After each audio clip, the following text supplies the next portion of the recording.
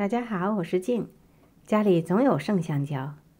今天就再和大家分享一个用剩香蕉做健康甜点的好方法，超级的简单。一个中等大小的香蕉，去皮，用叉子压成香蕉泥。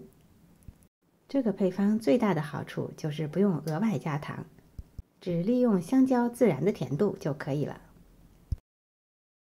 另外准备100克核桃仁儿，放入料理机中直接打碎，不需要打成面粉状，稍微保留一些颗粒比较好，这样吃起来才比较香。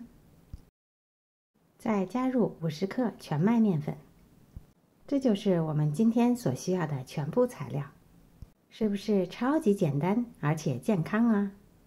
其中全麦面粉你可以换成等量的核桃，也可以用等量的全麦饼干打碎来代替，简单的搅拌混合在一起就可以了。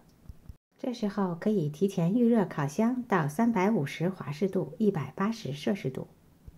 做造型的时候可以借助这种圆形的小切刀，如果没有，直接用手做成小圆饼也可以。模具中放入1大勺混合好的材料，整理压平表面，然后提起模具就可以了。小饼的大小和厚度根据自己喜好而定。按照我今天这个大小，我一共做了6个。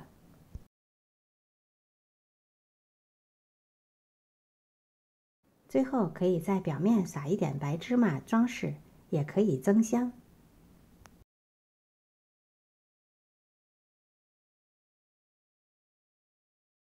做好后就可以直接烤了。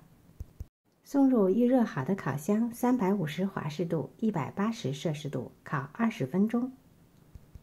如果想要口感比较干一点的，可以增加3到5分钟。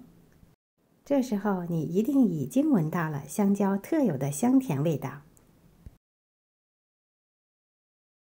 赶快来尝一尝，看看怎么样呢？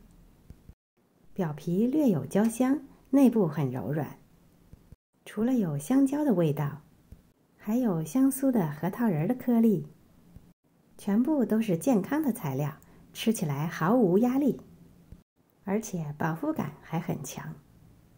饥饿的时候来一块，还能增加能量。今天的视频就到这里了，谢谢您的收看。如果喜欢我的视频，别忘了点赞、分享和订阅我的频道哦。我是静，我们下次再见。